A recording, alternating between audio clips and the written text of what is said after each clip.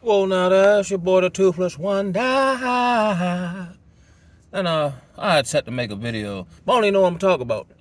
I'm not the YouTube guy. I'm not the guy to be on camera. Like, I'm very articulate in interpersonal conversation, but it's kind of hard for me to just, look at a camera, do whatever, and just speak. Because the way my brain set up, my thoughts to me don't really flow in a linear, conducive kind of path. I'll be all over the place. But then I'll get back to my original destination if I ramble long enough and string all the loose ends together. And that's seemingly how it is living in this matrix. Like, everything seemingly is discombobulated or unrelatable, but it's all interconnected to bring about just pure wickedness and just a loss of, I want to call it right, but just for layman's term, just good standing. Like, sometimes I truly wonder how many deep down, like, just, I'm talking about America, I don't know how it is other places, are just good people. Like, take religion or spirituality out of it.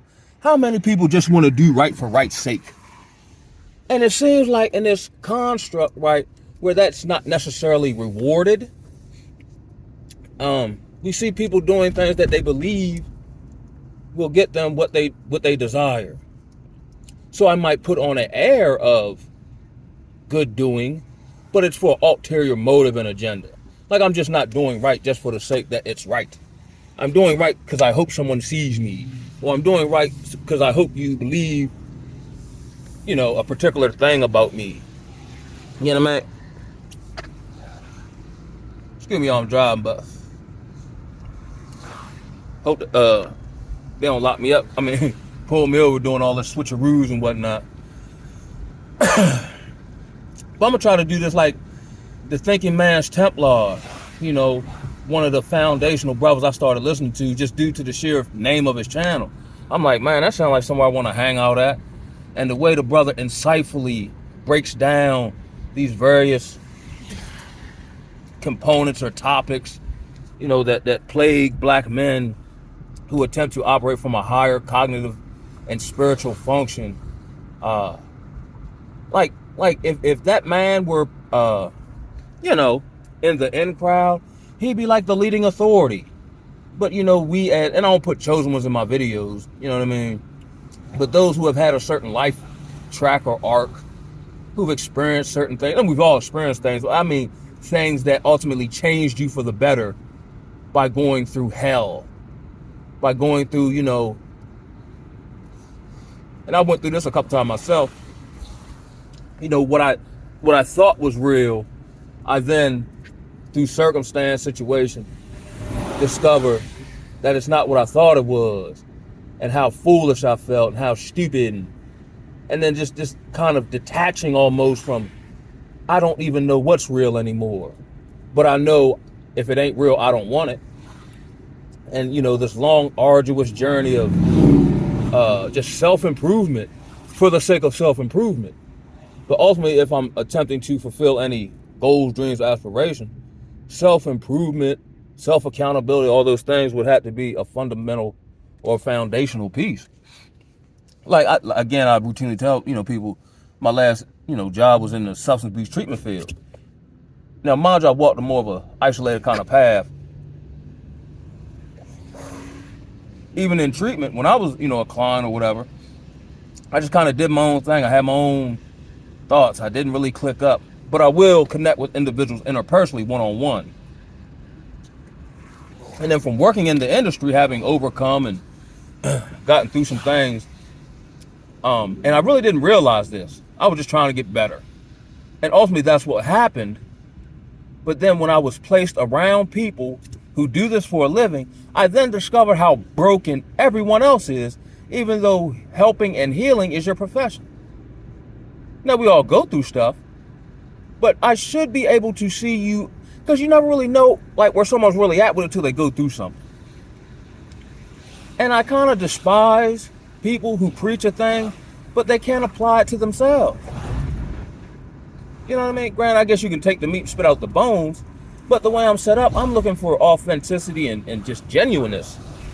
And no one's really like that. Like the people you meet in society, for the most part, aren't the same people you would meet behind closed doors, or if you actually got to know them for any stretch of, time. For any stretch of time. Because, typically the real you comes out. People can only wear a mask, but, darn, it got dark on me, but for so long. And I just feel like for me, with certain, desires to connect with others and, have more fulfilling friendships, relationships, so on and so forth, it seems to be, not saying it can't happen here, but due to the way I choose to move and how I choose to do things, I feel like it's a waste of time, to be totally honest with you. I don't have high expectations, but I do have high standards. And it's not so much that my standards are high, they just seem high in this backward society where everyone's perpetrating a fraud, or everyone's putting on some type of chameleon type of spirit to present themselves and who they think they want you to see, or you want to see rather.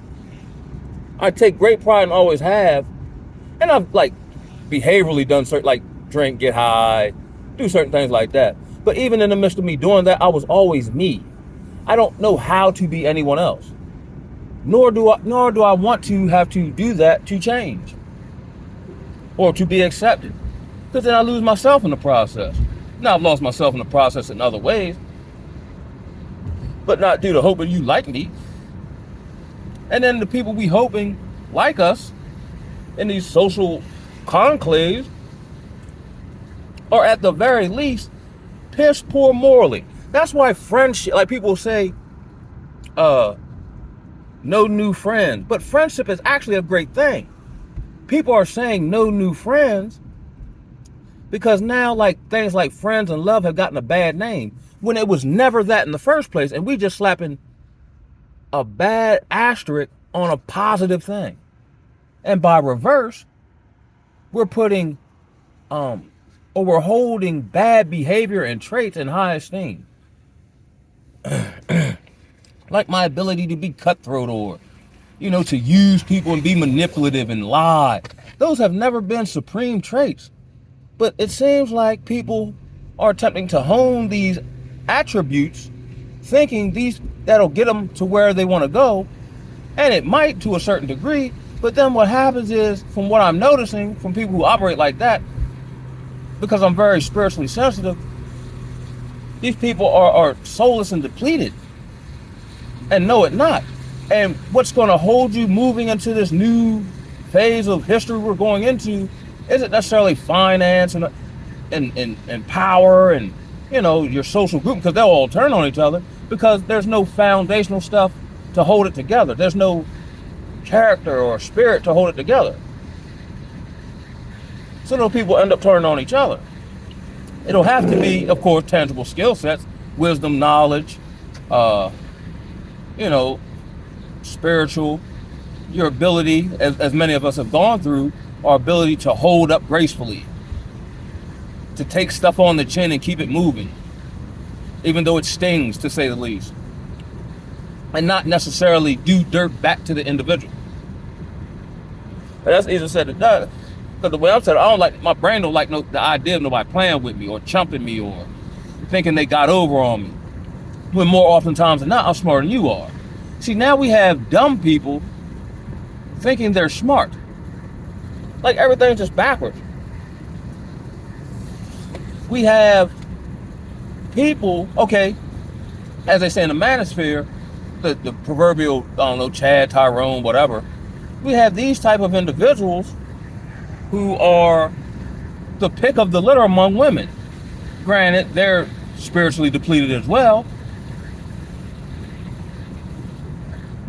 And then you have decent brothers working 9 to 5, character, value, things men mark other men by, who get treated, as if they're non-desirable. And again, I understand the social construct has created this type of dynamic. And I know the word talks about us being sojourners, almost being aliens here, and I truly see what that means. Like, a lot of times, like, it's almost like I'm living in it. Like, when I step foot outside my house and get in the car, it's like I'm living in a GTA board, where, based on where I go, the screen, or the setting changes, and then everyone I see is programmed to behave and operate a certain way. They're just part of the scenery. And the onus is on me to, decipher, the various characters in the various scenery that I find myself in, and navigate and govern myself accordingly. So for the most part, I'm kind of feel the need for strategic purpose to just be more efficient, more, in and out. Not out of fear something's going to happen, but just, I don't find it fulfilling.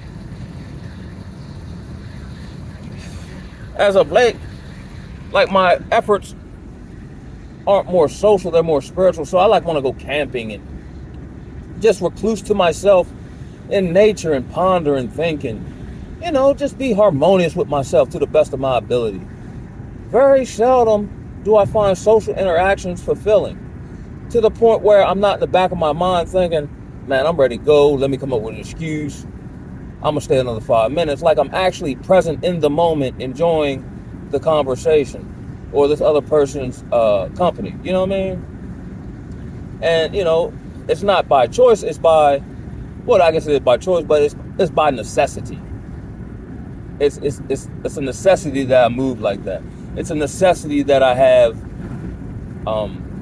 this mental mindset and stance to gain the ultimate goal of the mission, which to the best of my ability would be just true freedom. I'm not even like the money guy like that. I understand you need money to do certain things, but money would be an avenue or a vehicle on the road to freedom, not the end all be all.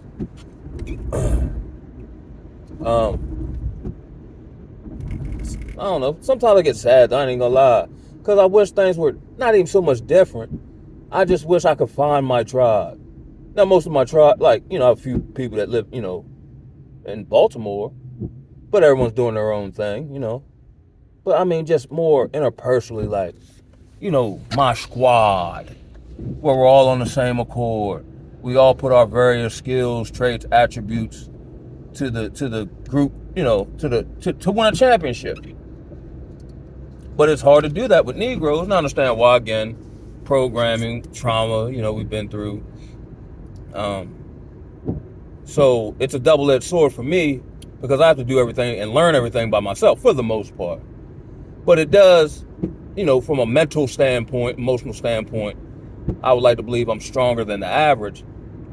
On the flip side of that, it probably is taking me longer to do certain things than it would others who are more ingratiated into certain social groupings, connections, so on and so forth. That's another thing. I get it. I would love to network and build with other like-minded brothers. But I've made attempts. Maybe it's not the time right now. Because when I step into a group setting or a group dynamic, if everyone in the group should personally benefit from being in the group, hence the group coming together for a common goal. But I'm not looking to extract while at the same time giving minimal effort. You know what I mean? Like, even when I used to play sports in school, like, I had, I don't want to say elite level talent, but I wasn't no scrub. But I'm willing to play whatever role needs to be played to get the W. I'm not necessarily, nor have I ever been really the egotistical guy, or the guy who needs all the shine, or the lion's share of the praise. I just want to get the job done. I'm the type, bro, I ain't got no problem getting my hands dirty, but at the same time, I clean up nicely. You know what I'm talking about? I don't know, I'm just taking this ride, just thinking out loud. Which is another thing. Routinely I'll take, these various drives, even though gas high, but it's kind of part of, what kind of keeps me centered and just reviewing my own thoughts, my own feelings, various situations, how I should play it. Should I wait it out, And it kind of gives me time to counsel myself, to stay on top of myself, to feel even more further insulated from the world at large. I thought about it, but I'm on my way home now, just to go to the beach, just for the sake of going to the beach. Of course, I handle my business, my responsibilities, but I don't like society or anyone else and able to impose, which is another thing, because let's say hypothetically I got into a relationship, my partner would have to understand that, and that's not up for compromise. And if you got any type of insecurities, or why do you get up late at night and go work out, who's down at, man, you gonna say that boat twice. Anything more than that, I'm gone. Because I can't compromise what I need to do for me to appease some insecurity on your part. And then here's the trick. Oh, well, what would you do if I did it? Well, you don't do it. You know what I'm saying? So now we're creating this thing of, I don't do this, but I'm going to do it because you do it. No, you just do what you do. You know what I mean? Man, do it. But, you know what I'm saying? But again, the circumstances are different. And I'll be honest. And I don't know how male chauvinistic that is. But again, because the society is so extreme, in order to combat it, I guess to meet in the middle, then I'm kind of way on the extreme on the other side. Like if I was actually, like I would literally like maybe have to go like back in the days, like I own you. Was I want to own them, but during times of ancient, it was actually a honor for a woman to be owned by a man, because that would give her value. If don't no man want to own you, you must not have no value, and you're gonna have a hard life. But again, we live in a different time. I was telling my mother, I said, sometimes I feel like I was born the wrong time period. You know what I mean? But also I'm born in the time period I'm supposed to be born in. I guess as one of the last guardians of the galaxy, to use a superhero kind of analogy. Because darkness and wickedness is everywhere. I mean, to the point where it's out in the open now. Where, to me, it's almost oozing off of people. Which is another reason why I feel the need to not be so social.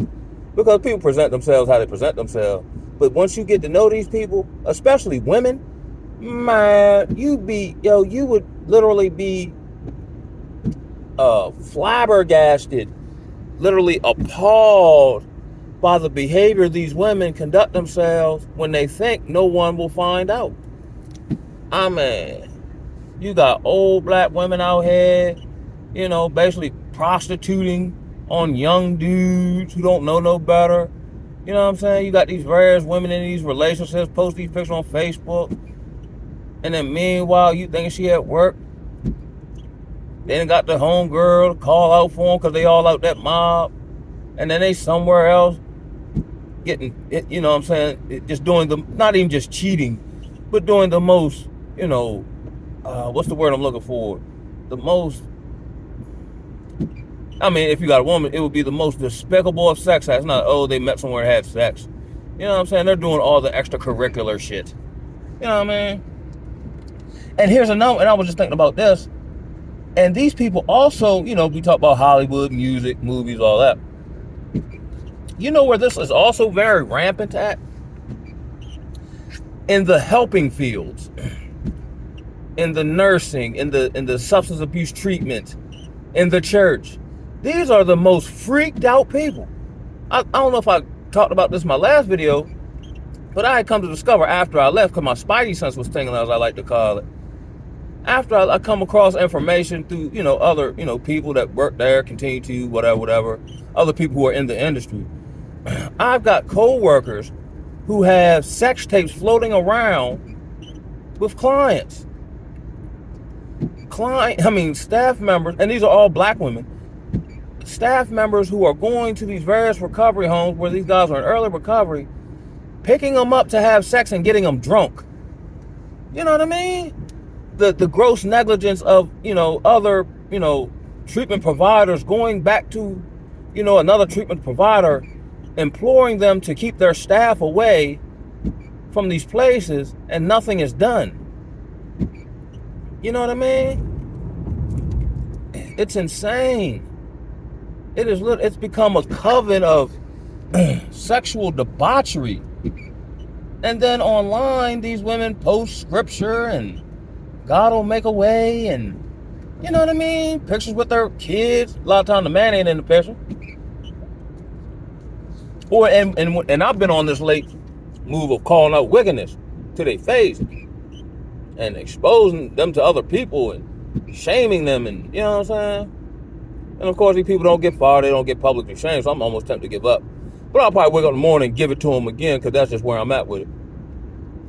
But it's just insane how, like, any person with shame or with a conscience, we're like, man, I don't even want to be sitting around here. Like, man, they know I'm woo. These people still come to work. Like, one girl, she's actually in a supervisory position. And where I live at is, you know, basically sparsely populated, you know, small towns. And she's just going town to town, getting smashed by these various dudes and then discarded, as they should do her. But she's in a relationship and has a child that might be one. Like, as a man, if you come to discover that, one, you might question if the child even yours, and then you just gonna look at her like, and then there's no accountability, so she just gonna turn around and flip it on you. Ain't nobody got time for that, you know. And then the shame of, like, you know what I mean, making you look dumb, and you know what I mean. Y'all at wherever y'all at, and you don't know, you know what I'm saying? Like, if nigga done had her any kind of way, and it's just sad state of affairs. And it has to be spiritual, because I would like what has happened to the souls of the people, where shame is actually a good thing. That lets me know I did something I wasn't supposed to. But it's actually in reverse here in Babylon from what I see, where it's like these people are extra proud. You know what I mean? I just like analyzing the game sometime, man. You know what I'm talking about? And as I analyze the game, I just realized the game ain't to be played. If anything, I'm going to just create my own game. And when y'all game fall apart, y'all come over here and play this game. Depending on who you is and how I assess it.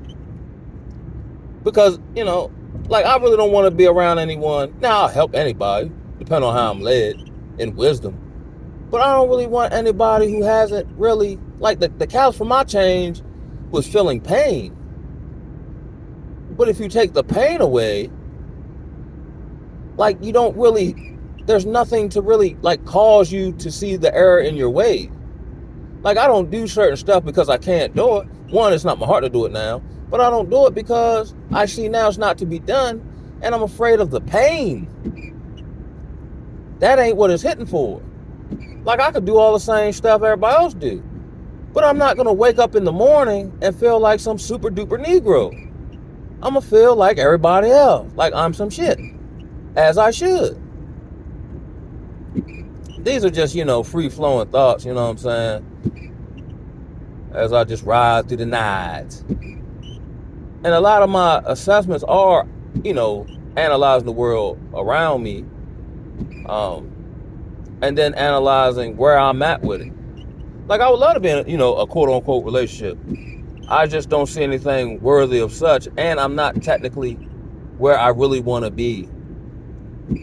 So unless someone was, you know, conducive to understanding, it ain't gonna work no way, so ain't no sense in even engaging in it. So, I just where that's at with it. But on that note, I'm on my way home. I'm gonna holler at y'all, man. Woo!